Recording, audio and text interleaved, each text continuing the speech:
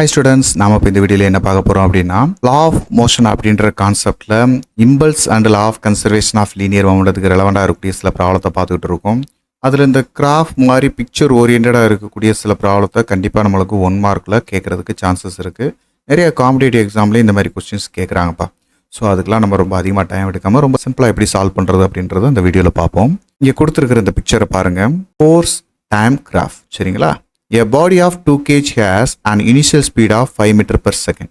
ஒரு ஆப்ஜெக்டோட mass 2 kg, அது இனிஷியலாக எவ்வளோ ஸ்பீடில் போகுதுன்னா 5 meter per second ஸ்பீடில் போகுது. A force acts on it for some time in the direction of motion. The force time graph is shown in the figure. Find the final speed of the body அப்படின்னு கேட்டிருக்காங்க. இங்கே நம்மளுக்கு கொடுத்துருக்கிறது என்னது? Force time graph கொடுத்துருக்குறாங்க. இப்போ நம்மளுக்கு இதில் சேஞ்ச் இன் மொமெண்ட்டாக கண்டுபிடிக்கணும்னா நியூட்டனுடைய செகண்டில் என்னதுப்பா? F is equal to del P by del T. அதாவது rate of change of linear momentum. இதில் இந்த சேஞ்ச் இன் மொமெண்டம் அப்படின்றத வச்சு நம்ம என்ன செய்ய முடியும்? ஃபைனல் மொமெண்டத்திலேருந்து ஃபைனல் ஸ்பீடாக கண்டுபிடிச்சிடலாமா? ஸோ அதுக்கு சேஞ்ச் இன் மொமெண்டத்தை கண்டுபிடிக்கிறதுக்கு என்ன செய்யலாம்? ஃபோர்ஸ் இன்ட்டு டெல்டின்னு எடுத்துக்கலாமா? இந்த ஆவரேஜ் ஃபோர்ஸ் இன்ட்டு டெல்டி அப்படின்றது இந்த கிராஃபில் எப்படி பார்க்குறோன்னா area under the force into time graph அப்படின்றது தான் அந்த இடத்துல change in momentum. Change in மொமெண்டம்ன்றது என்னது? இந்த கிராஃபில் இருக்கக்கூடிய area under the force and time. அப்போது இந்த என்டையர் கிராஃபையும் நம்ம கிராஃபில் உள்ள ஏரியாவை நம்ம கால்குலேட் பண்ணுறதுக்கு சின்ன சின்ன போர்ஷனாக நம்ம என்ன செய்ய போகிறோம்? எடுக்க போகிறோம். ஃபஸ்ட்டு இது ஒரு ட்ரையாங்கிள். இந்த ட்ரையாங்கிளுக்கு ஏரியா கண்டுபிடிக்கும் போது இது பேஸ் அப்படின்னா 2 - 0 2. இதோடைய ஹைட்டு 4. அப்போ 1/2 இன்ட்டு 2 இன்ட்டு 4ன்னு எடுப்போம். அதேமாரி இது ஒரு ரெக்டாங்கிள். ரெக்டாங்கிளில் இந்த பேஸில் 4 - 2 2. இதோடைய ஹைட் எவ்வளோ இருக்குது? 4. அப்போ 2 இன்ட்டு 4. இது ஒரு ட்ராபிசம். ட்ராபிசத்துக்கான ஃபார்முலா என்னது? 2 பேரல் சைடை ஆட் பண்ணி 1/2 இன்ட்டு பேஸ் சைடை நம்ம என்ன செய்யணும்? ப்ராடக்ட் பண்ணணும். அப்போ பேஸில் எவ்வளோ இருக்குது? 4.5 - 4 0.5 இருக்குது. அதே போல் இங்கே ஒரு ரெக்டாங்கிள். இந்த ரெக்டாங்கிளுக்கும் இதே போல் தான் ஏற்கனவே சொன்ன மாதிரி இதோட லென்த்து 2.5 இருக்குது. அதோடைய பிரெத்து 6.5 - 4.5 அப்படின்றது 2. ஸோ இதை நம்ம மல்டிபிள் பண்ணால் போதும். ஸோ இப்போது நம்ம சொன்னதை அப்படியே என்ன செய்வோம்? ஏரியா கண்டுபிடிக்கிற ஃபார்முலாவில் சப்ஸ்டிட் பண்ணுவோம். ஏரியான்றது வேறு யாரும் இல்லை, இப்போ சேஞ்ச் இன் மொமெண்டம். ஃபோர்ஸ்க்கும் டயத்துக்கும் உள்ள கிராஃபில் இருந்து ஏரியா எடுத்தோம்னா அதுதான் இங்கே என்னது? Change in momentum. சரிங்களாப்பா? ஓகே, இங்கே மேலே எழுதியாச்சு. Change in momentum equal to area of force time graph அப்படின்னு சொல்லியாச்சு. அப்போது இதில் ஃபஸ்ட்டு ஃபோர்ஸ் நம்ம எப்படி பார்க்கலாம்? இந்த ட்ரையாங்கிளுக்கு 1/2 2 இன்ட்டு 4 ப்ளஸ் ஒரு ரெக்டாங்கிள் இருக்குது. இந்த ரெக்டாங்கிளில் பேஸ் 2 இருக்குது, ஹைட்டு 4 இருக்குது. அப்போ 2 இன்ட்டு 4 ப்ளஸ் ட்ராபிசம். ட்ராபிசத்துக்கு ஃபார்முலா என்னது? 1/2 இன்ட்டு பேரல் சைடு. பேரல் சைடில் இது ஒரு 4, இது ஒரு 2.5. 4 + 2.5. தென் பேஸை மல்டிபிள் பண்ணணும். பேஸ் எவ்வளவு? 4.5லேருந்து 4 கழிச்சிட்டோம்னா 0.5. இந்த 0.5 எப்படி எழுதலாம்? 1/2 எழுதிக்கலாமா? ஆமாப்பா, 1/2 எழுதிக்கிடுவோம். ஆல்ரெடி ஒரு 1/2 இருக்குது, அதோட நம்ம ப்ராடக்ட் பண்ணி வச்சுக்கிடுமா? எஸ், 1/4 ப்ளஸ் இந்த இடத்துல ஒரு ரெக்டாங்கிள் இருக்குது. இந்த ரெக்டாங்கிளுடைய ஹைட் எவ்வளவு? 2.5. ஸோ இதோட பேஸ் எவ்வளோ இருக்குது? 6.5 - 4.5 2.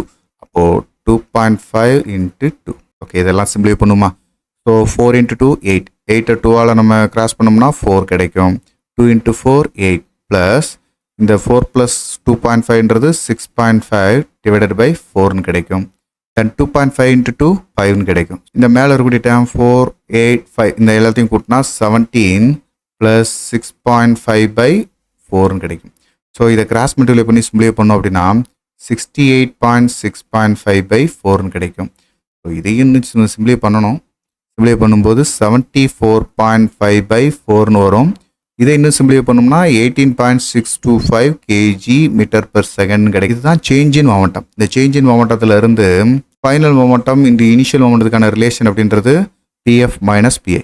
இதில் நம்ம கண்டுபிடிக்க வேண்டியது PFன்றது ஃபைனல் மொமெண்டம். PIன்ற வேல்யூ இங்கிட்டு கொண்டு போகும்போது சேஞ்ச் இன் மொமெண்டம் ப்ளஸ் PIன்னு இருக்கும். இப்போ இனிஷியல் மொமெண்டம் என்னவா இருக்கும்? இனிஷியல் மொமெண்டத்துக்கு இனிஷியல் ஸ்பீடும் மாஸ் ஆஃப் த பாடியும் கொடுத்துட்டாங்க. இப்போ PI அப்படின்றது என்னதுப்பா? M into U. Initial speed அப்படின்றத 5 m/s எடுத்துக்கிடும். மாஸ் எவ்வளவு? 2 kg. இனிஷியல் ஸ்பீட் எவ்வளவு? 5 m/s. சரிங்களா? ஸோ அதை இங்கே சப்ஸ்டிட் பண்ணோம்னா 2 இன்ட்டு 5 10 kg/s. ஸோ இந்த ஈக்குவேஷன் 1 அண்ட் ஈக்குவேஷன் 2 இந்த ரெண்டையும் PFன்ற வேல்யூவில் சப்ஸ்டிட் பண்ணுமா? அப்போ சப்ஸ்டிட் பண்ணால் PF equal to change in momentum எவ்வளோப்பா? 18.625 ப்ளஸ் 10 அப்படின்னு பார்க்கும்போது 28.625 kg மீட்டர் per second கிடைக்கும். இது ஃபைனல் மொமெண்டம். ஃபைனல் மொமெண்டத்தோட ஃபார்முலாவை EF அப்படின்றது எப்படி எழுதலாம்? மாஸ் இன்ட்டு வின்னு எடுத்துக்கலாமா? அப்போ mv ஈக்குவல் டு தான் 28.625 அப்படின்னா வியோட வேலையை கண்டுபிடிக்கிறதுக்கு என்ன செய்யலாம்? எம் கீழே கொண்டு வரலாமா? 28.625 டிவைடட் பை எம். எம்மோட வேல்யூ என்னதுப்பா? 2. அப்போ 2ஆல் டிவைட் பண்ணோம் அப்படின்னோம்னா 14.36 மீட்டர் பெர் செகண்ட் அப்படின்னு கிடைக்கும். இதுதான் ஃபைனல் ஸ்பீடு. புரிஞ்சுங்களா? இதே மாதிரி தான் எந்த ஒரு காம்ப்ளிகேட்டடாக இருக்கக்கூடிய ப்ராப்ளமாக இருந்தாலும் சில ஷார்ட்கட்டில் கொஞ்சம் சால்வ் பண்ணி பார்த்தீங்கன்னா ரொம்ப வேகமாகவே உங்களால் சால்வ் பண்ண முடியும். ஸோ அதெல்லாம் இதுக்கு ஒரு எக்ஸாம்பிள் தான். சரிங்களாப்பா? இந்த மாதிரி ப்ராப்ளத்தெல்லாம் சால்வ் பண்ணி பார்த்துக்கிட்டிங்கன்னா காம்படிட்டிவ் எக்ஸாமில் இதுமாரி எந்த ஒரு பிக்சர் ஓரியன்டான ப்ராப்ளம் கேட்டாலும் உங்களால் ஈஸியாக சால்வ் பண்ண முடியும்ப்பா. தொடர்ந்து இதேமாரி நெக்ஸ்ட் ஒரு ப்ராப்ளத்தில் பார்க்கலாம். இந்த வீடியோ உங்கள் எல்லாருக்கும் பயனுள்ளதாக இருக்கும்னு நான் நம்புகிறேன். உங்களுக்கு இது ரொம்ப ஈஸியாக இருந்துச்சு அப்படின்னா மறக்காமல் லைக் பண்ணுங்கள். நம்ம மிஸ்டர் ஃபிசிக்ஸ் சேனலை சப்ஸ்கிரைப் பண்ணுங்கள். உங்களுடைய நண்பர்களுக்கும் ஷேர் பண்ணுங்கள். நம்மளுடைய தொடர்ந்து எல்லா வீடியோக்களும் உங்களுக்கு வரணும் அப்படின்னா நம்ம நோட்டிஃபிகேஷனில் ஆல் அப்படின்ற ஆப்ஷனோட கிளிக் பண்ணுங்கள். தேங்க்யூ.